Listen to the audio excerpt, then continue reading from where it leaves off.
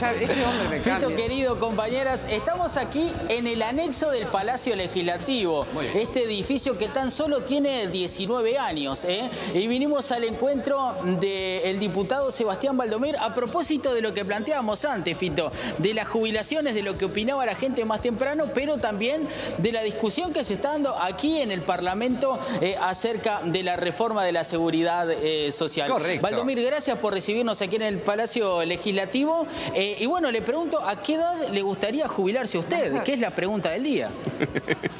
Bueno, un saludo para ti, Juan, para toda la audiencia, para el piso, para Fito, para Florencia, para Tania, que están trabajando ahí en el piso. La verdad que esa es la pregunta que se hacen un montón de uruguayos y uruguayas a medida que empiezan a saber un poco más sobre este proyecto de reforma jubilatoria, ¿no? Con cuánto se van a jubilar y cuánta plata se van a llevar para su casa luego que dejen el mundo del trabajo activo. Y ese es un tema que para nada está resuelto. Nosotros, como sabes, venimos trabajando ya desde allá por el 7 de febrero, cuando recibimos al ministro de Trabajo, a la ministra de Economía.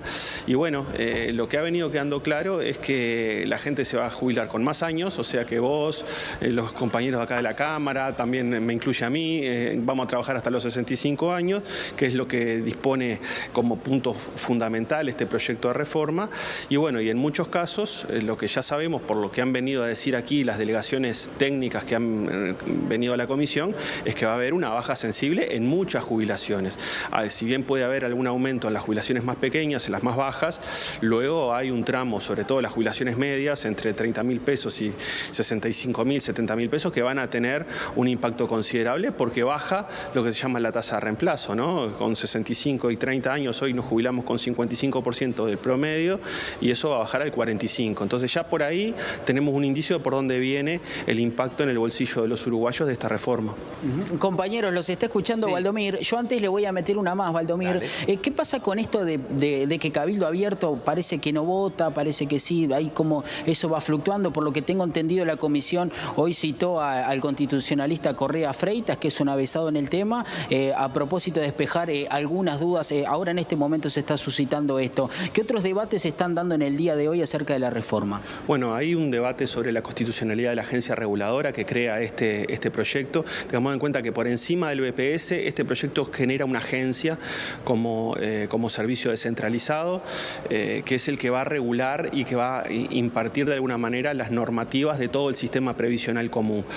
Algunos sectores, entre los cuales nosotros también tenemos nuestras dudas, hablan de que esta agencia va a ocupar potestades que son del Banco de Previsión Social por Constitución. Entonces teníamos la duda, y aún mantenemos en cierto sentido la duda, de si esto es constitucional o no. Han venido un par de artículos y un par de informes de la Universidad Católica, de la Cátedra de Derecho Administrativo de la Facultad, pero ahora se sumó también a un constitucionalista muy reconocido como el doctor Correa Freitas, que nos está dando un informe acerca de cómo lo ve él la constitucionalidad de esta agencia.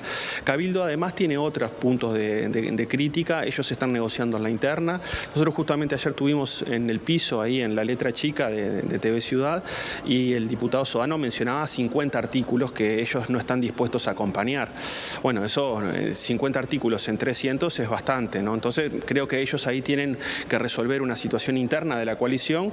El Frente tiene una posición en general contra este proyecto.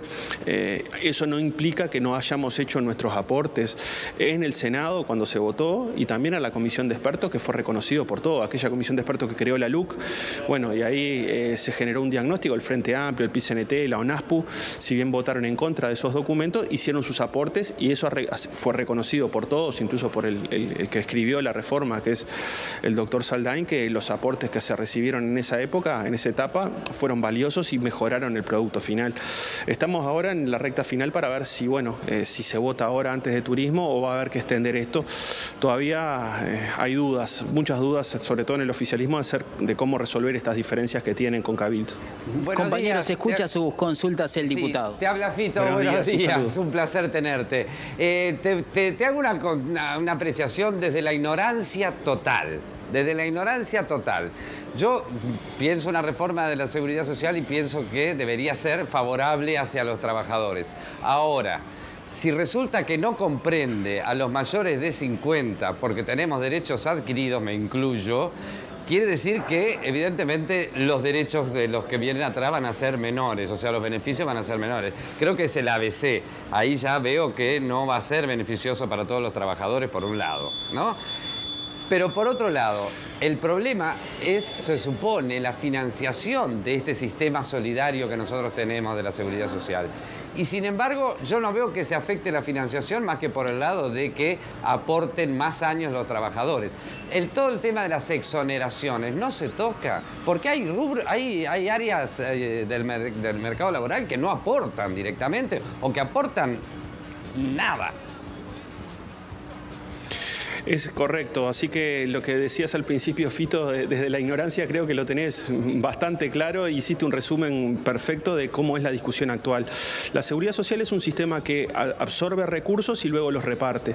Lamentablemente este proyecto no incluye ninguna fuente de financiamiento nuevo más que 5 años más de aporte de los propios trabajadores y no se agrega ninguna otra fuente de financiamiento para que luego se puedan distribuir más dinero y más recursos cuando un jubilado o un pensionista va a cobrar sus saberes a fin de mes. Entonces, no se toca ningún impuesto, porque no se genera ninguna modificación en el IVA, los 7 puntos de IVA que van para la seguridad social, no se toca lo que tiene que ver con el IAS, que ahora se bajó un poquito el 2 de marzo con el anuncio del presidente de la República, y tampoco se tocan los aportes patronales, y lo que sí se incrementan son 5 años más de los aportes que todos los que estamos activos ahora aportamos al sistema.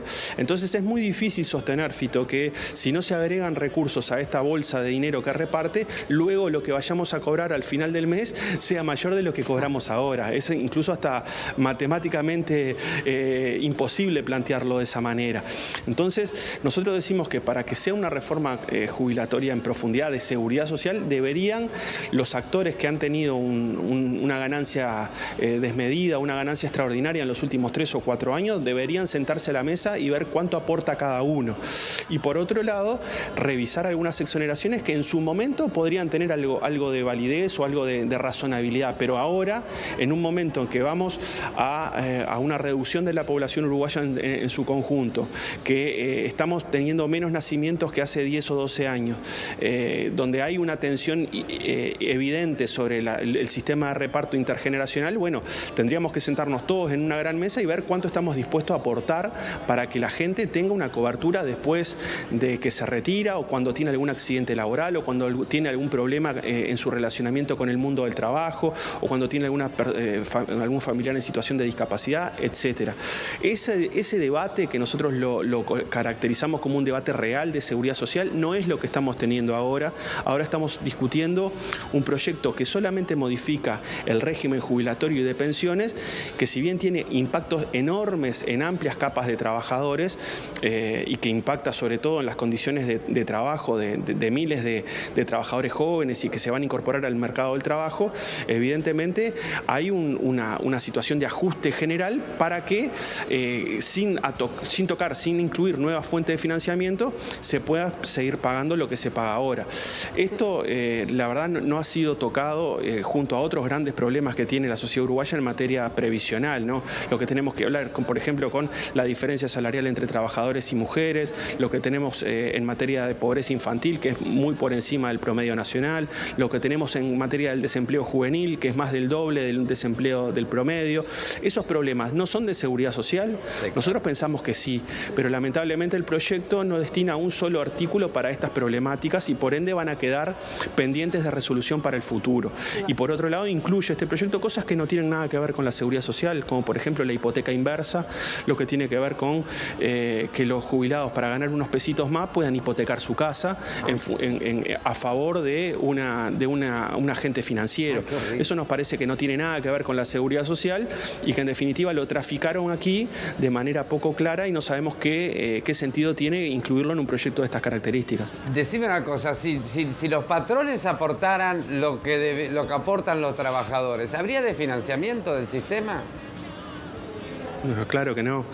El aporte patronal en su promedio es en el entorno del 7%, cuando se hizo el 7%, cuando se hizo la reforma tributaria allá por el primer gobierno del Frente Amplio, había margen para aumentarlo un poquito más, en el entorno del 8 o hasta el 9.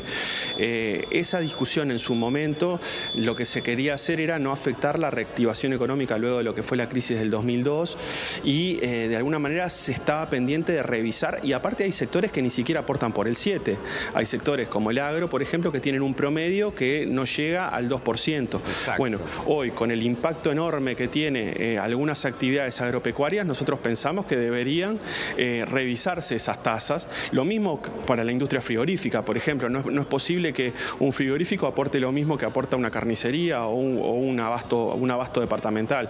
O sea, hay cosas muy importantes que este proyecto no toca y que son centrales para discutir cualquier régimen de reparto y de jubilaciones como el uruguayo, que es un sistema que para 3,5 millones de habitantes ha demostrado tener una relevancia histórica. Me parece a mí, no hay organismo más importante que el BPS en el Estado uruguayo, porque atiende desde los niños hasta los ancianos, pasando por toda la gente que tiene su paso por el mundo laboral.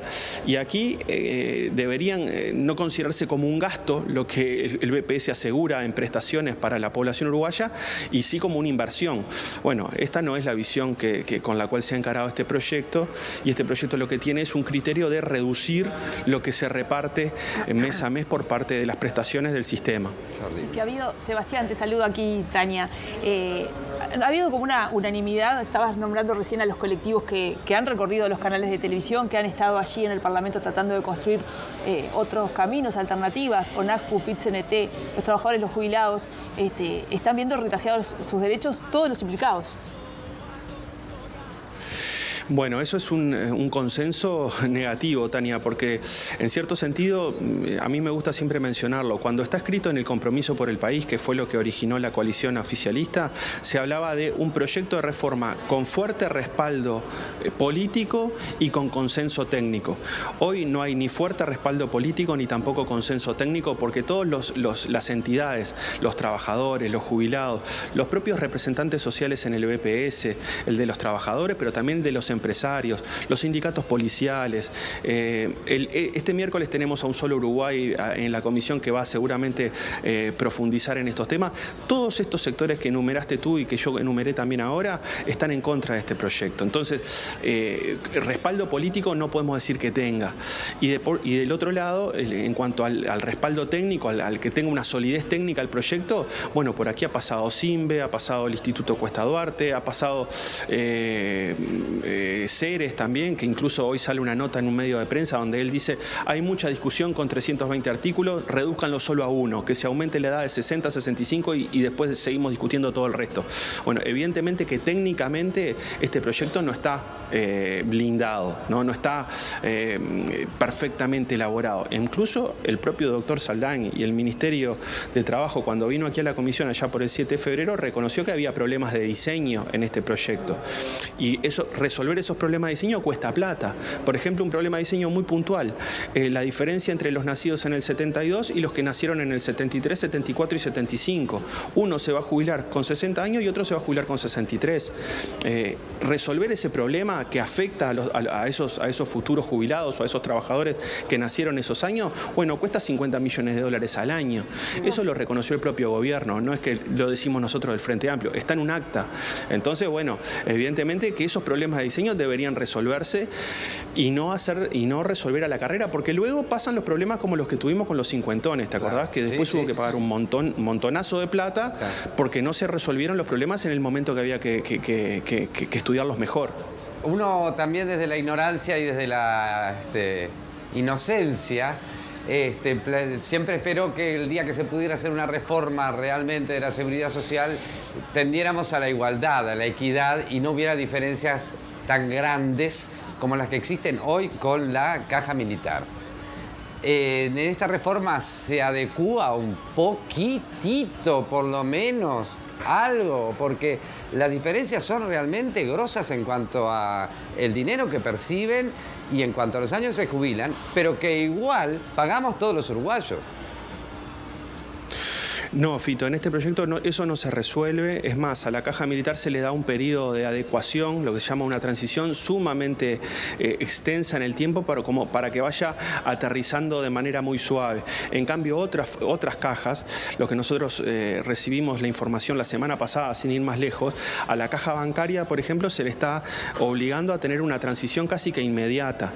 Si bien la caja bancaria tiene problemas de financiamiento en el corto plazo, lo que hay en la pauta de negociación entre el gobierno y AEU y la caja bancaria, le dicen, bueno, para salvar esta caja que tiene problemas de financiamiento, van a tener que asumir ya los compromisos de este proyecto. Entonces, para uno es una transición larga, para otros es una transición que es un aterrizaje forzoso, digamos. Lamentablemente no se discute en su profundidad las características del retiro militar y algunos privilegios que hay, sobre todo para las altas jubilaciones. No estamos hablando de la jubilación de un soldado de primera o un suboficial, sino las jubilaciones de los grados altos, que tienen un montón de beneficios con relación a otros servidores públicos del Estado uruguayo. Evidentemente eso no se toca. Es más, en el anteproyecto que vino aquí al Parlamento se habían reducido algunos beneficios que luego en la discusión en el Senado, por presión de algunos sectores políticos, se volvieron a colocar. Entonces, vuelvo a lo de la pregunta anterior. Nosotros pensamos que hay cosas que se tienen que discutir con mayor tranquilidad y generar un acuerdo. No estamos muy lejos de ponernos, por lo menos, todos de acuerdo con que hay necesidad de reformar algunas cosas que son desigualdades e inequidades evidentes dentro del sistema previsional de nuestro país. Pero cuando se quiere sacar todo como chorizo y medio que a las apuradas porque es un compromiso de gobierno, bueno, ahí es que se empiezan a legislar y a cometer inequidades, ¿no? Yo te pongo un caso, Fito. Si, por ejemplo, hoy ya para una trabajadora doméstica jubilarse con 60 años es difícil, aumentarle 5 años más es muchísimo más difícil. O para un trabajador de la industria frigorífica, o para un trabajador de la pesca, o para un trabajador rural. Digamos, si ya tiene problemas para llegar a los 60 sano y tener una causal de jubilación común, mucho más difícil va a ser aumentarle 5 años. Entonces se va a tener que jubilar o por enfermedad, o por discapacidad, o por algún tipo de otra causal que no es la causal común. Entonces eso habla de que tendríamos que mirar las especificidades de cada puesto de trabajo, ¿no? Sí. Las mujeres no se jubilan de la misma característica que los varones, tienen un ingreso mucho menor durante su vida activa. Eso no lo dice el Frente Amplio, eso lo dice los propios datos del BPS, que muestran por promedialmente cuánto gana una trabajadora y cuánto gana un trabajador. Es en el entorno a 20.000 pesos de diferencia en perjuicio de las trabajadoras, y eso luego impacta en lo que van a recibir de jubilación. Claro. Entonces, si no empezamos a ver subgrupos específicos de la sociedad uruguaya, que por suerte no somos 200 millones de habitantes, no somos 30 millones de habitantes, somos 3,5 millones, y podemos hablar de una masa activa de 2,5 millones de trabajadores, bueno, no podemos elaborar un proyecto mucho más sólido y más justo, con fuerte respaldo político para el beneficio de los trabajadores y las trabajadoras uruguayas. Tengamos en cuenta que siempre la seguridad social habla de cobertura. ¿Qué significa la cobertura? Que el que está por fuera de la seguridad social está a la intemperie. Exacto. Entonces, la seguridad social es aquel que te protege cuando vos tenés un problema con el mundo del trabajo o un problema en tu relacionamiento con la sociedad en su conjunto. Bueno, el BPS trata de asegurar eso, de que nadie esté a la intemperie. Entonces, lo que se desatiende por un lado, y este proyecto desatiende muchas cosas y recorta recursos para los futuros jubilados y para las actuales pensionistas y actuales pensionistas, eso es algo que luego se empieza a tomar como un gasto de la sociedad en su conjunto. Mayor pobreza infantil, mayor impacto y vulnerabilidad de nuestros viejos. Fíjate que tenemos a 1 millón de personas en el clearing que tienen problemas de deuda. ¿Por qué tienen problemas de deuda? Porque sus ingresos no llegan a fin de mes para pagar la tarifa, el alquiler y los medicamentos y los alimentos. Bueno, no hay magia aquí, Fito, y lo que se recorta por un lado se va a tener que pagar por otro. Absolutamente. Te agradecemos montones. Se nos fue el tiempo. Tendríamos para hablar de cada ítem de eso que estuviste mencionando un programa entero. Lamentablemente suena esta reforma a terquedad, realmente. Nos quedamos por acá. Comparto contigo, me parece que tendríamos que tomar un poquito más de tiempo y agradecer el móvil, Fito, y un saludo para ustedes. Estamos a las órdenes, como siempre. Muchísimas gracias.